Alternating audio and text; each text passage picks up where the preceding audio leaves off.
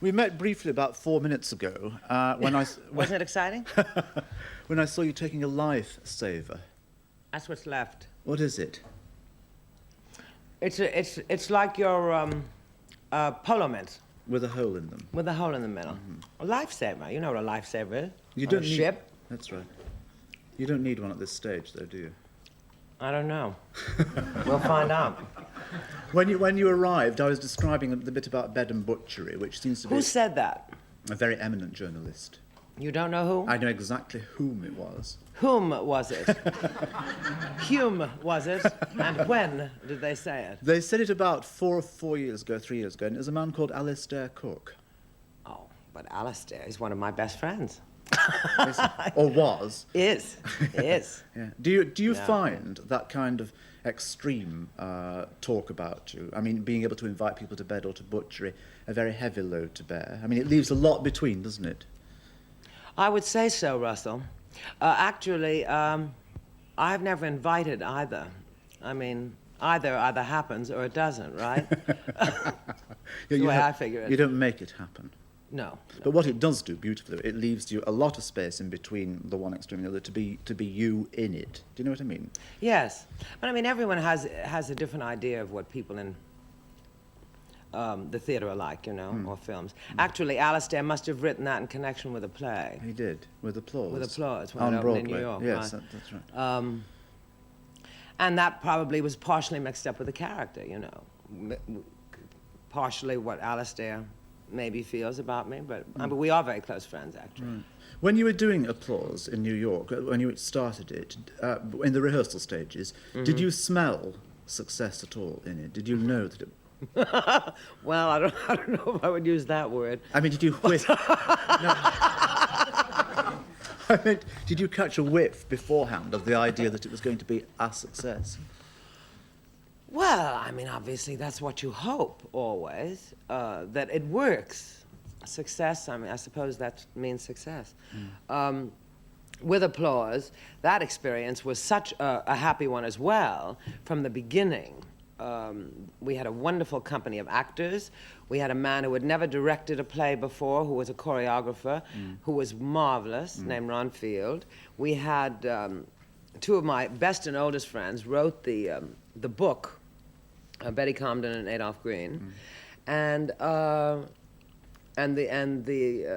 men that wrote the score, Strauss and Adams, were terrific people. So, I mean, the whole thing was such a good experience that everyone, it was very much a unit from the beginning. We all worked very closely together. And funnily enough, when we opened in Baltimore, which was our first stop out of town, we were received very badly. Oh, really? What, by the press or by By the press. Yeah. Never by the public, but by the press. Beg your pardon, ma'am. The press did not like us. I mean, they started to compare it to the film, of course, All About Eve, and then they didn't like the score. They didn't like the whole setup of it. And so we all got very nervous because we thought it was quite good when we started. But then, you know, as always happens with a show out of town, you begin to alter it a bit. And actually, every change was for the better, and the changes were consistently made all through our stay in Detroit, which was 5 weeks, or better than 5 weeks, I guess, and opened in New York, and it was... Oh, wow. But by then, you see, when you're in a play out of town, in America, and you're making changes, you're so preoccupied with that I really don't think, I mean, as far as being, an actor in a play like that is concerned, I really don't think you really think about... you kind of lose perspective a little because you're rehearsing all day and playing the show at night, and it's awfully difficult to sit back and say, well, I think that's, But then did you have any qualms about bringing it to London? I'm thinking before you answered that I saw Company in New York and thought it was amazing, and I saw it here and thought it was amazing, but it didn't really lift off in London, and I know it didn't. Applause did. Did you have any Well, worries? Applause was not as successful here as it was in New York. It was more successful, though, than Company. Yes, oh yes. And I was very well received, but I don't really think that American musical comedy is cared about in this country. I don't think that the audiences are that interested in it. They haven't been exposed to it that much, so they're really not that familiar with it. There is an awful lot of American kind of colloquialism in it's not... I just, it's not like, audiences that go to the theater to see plays, and they've been schooled really on Shakespeare and the classics mostly. Or dukes, and we want a lot of kings and queens and dukes and duchesses. Oh, in do it. we? Yeah, that's what we want. Well, that lets me out. Well, at the moment, you're here because Orient Express has opened this week, right? Right. In which you star, clearing the railway carriage there by shouting and talking at people. I thought I was rather sweet, actually. You did. What about the music, which is most beautiful? Oh, I'm mad about the score. I've never met Richard Rodney Bennett. I know that he's very, very talented.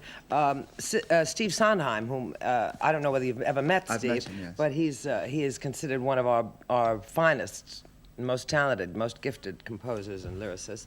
I think recommended him, as the man to You do didn't the all go music. around whistling it, did you, when you were working on that? Well, I never heard it until I saw the film in New York. And none of us, I don't think, had ever heard it before. But it really, when I sat in the screening room in New York and heard the score, all I kept thinking of was, where's Fred Astaire? It sounded like a 30s musical and you're on your way, It was, I love it. What about this enormous bag of talent locked into that railway carriage? It's nice, isn't it? Yeah. I mean, it's never presumably happened to any one of you before that you've been pushed all together into No, one. not with that much quality all at once. I mean, that almost never happens in a career. I mean, if you're very fortunate, you work with one person who's terrific once or twice, maybe.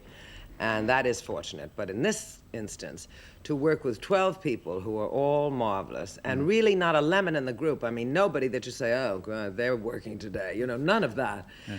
And it was just a great experience. But can you imagine the diplomacy that prevailed behind the scenes before this was on the all part set of Hume. On the part of Hume. On the part of the person what set it all up. I mean, was saying now we've got Lauren Bacall and we've got Ingrid Bergman and we've got Gielgud and we've got Michael York. Now, will they go with them and they go with this, and will it all work? It must have been an enormous kind of jigsaw to get together, or to time it so that you're all free at the same time.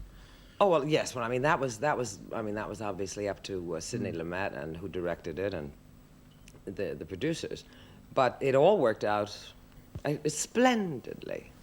We're a dazzling group. That's right. You have more than almost anybody else I've read about and up to this point met. Anyone whom I've ever met to this point. You've had an enormous amount of in, out, up, down with your professional life. True. I mean, marrying... I'm glad you've noticed that. Yes. You've noticed it as well? I've been aware of it for quite some time, yes. But it must have actually, the public reaction to you and press reaction to you and the world reaction to you must have taught you something about human nature. I mean, that you've been very popular early on, and then there was a period outside, and now... That's the business, The profession that I have chosen is not a reliable profession. I mean, you cannot depend upon it for 3 squares a day. It just is not in the cards. Because, first of all, actors are too much the victim of other people's whims. How many playwrights are writing plays, for example, and if they're plays with parts in it for you, or a part, in films, what the current swing seems to be. Lately, if you've noticed, it's only men, has nothing to do with women, whatever. So I always know, it is the nature of an actor to feel this anyway, that every job is the last and that we'll never work again. But I think it's likely to happen, finally. And then if that happens, I don't know what I'll do. Are you rich? Can I borrow? I can lend you a lifesaver. Or a mint with a hole. A used lifesaver. It's not very useful. It's there. It's in that pot. Oh, you can take it away with you after if you so desire. Thank you. You're a Virgo, aren't you? I'm sorry to say I am. That makes 2 of us. Are you a Virgo? Well, then you know what it's been like, don't you? Very. I'm surprised that you're a Virgo. I wouldn't have thought you were. I think Virgos I think there are many wonderful qualities that we have. Name 2. But luck is not one of them. I mean, forget it. What qualities do you think we possess? I don't mean that we're analysing each other, but I mean, what are we noted for? I'm not going to analyse you. No. I think, there are very superficial things that people say, that we're always terribly neat and very organized and everything in its place and a place for everything and all of that. Is that true with you? Up to a point. I'm much better about that than I used to be. I'm a bit more careless now than I was. Also that Virgos are very often called into service of others. We like to please other people and do things for them. That's true. God knows I'm doing my best at this moment. Is it a strain? No, it's not a strain. It's coming very easy for me. So forgive me for interrupting.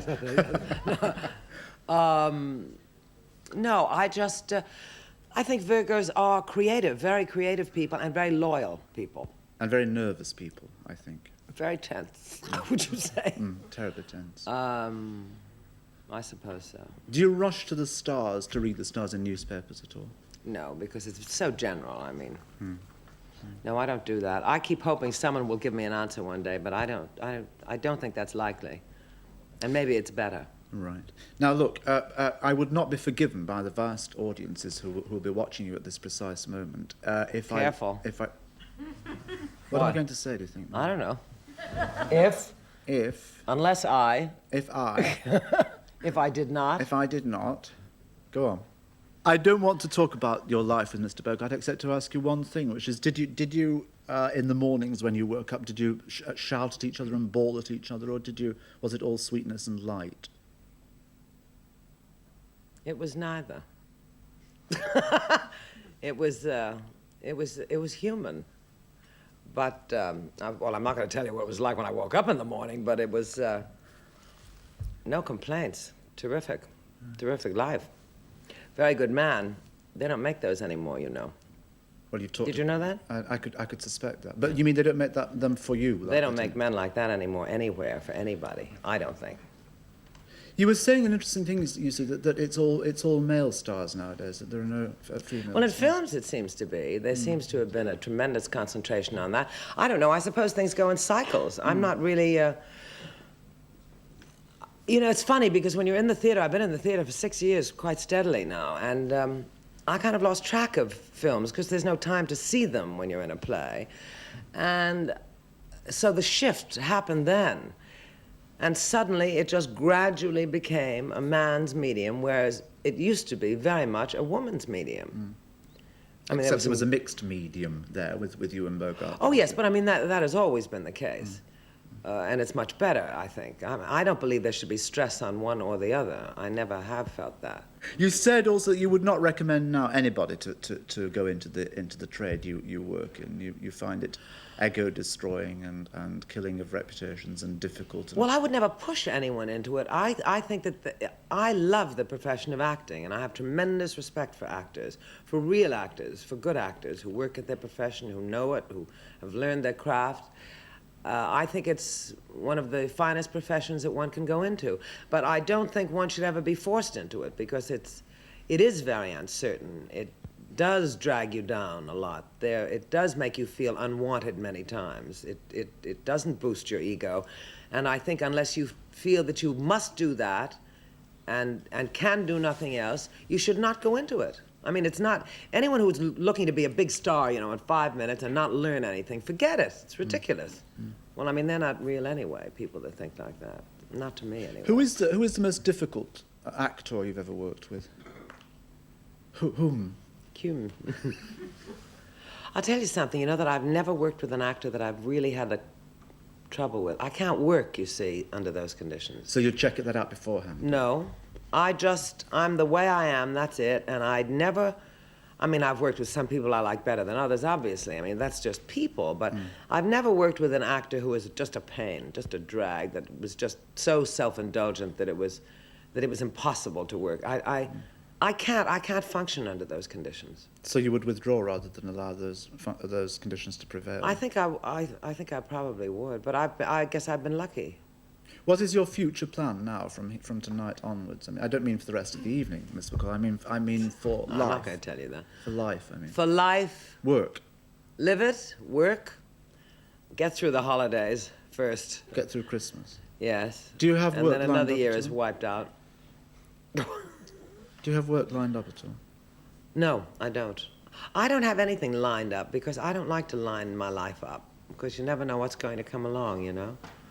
But I want to work in something good. I may wait a hell of a long time before that happens. But then you're in a position now almost whereby you can do that, aren't you? I mean, you can sit back and say, I will wait for the right thing to... No, I can wait about a week and a half. Well, may I say thank you for the conversation. I have never enjoyed, well, I rarely enjoyed. I'm glad. I I'm rarely glad enjoyed that you changed that. talking with someone whom I've enjoyed talking to so much as you. And it's now time for me to get back to my life, Severin, to say to you and to everyone else, thank you and good night.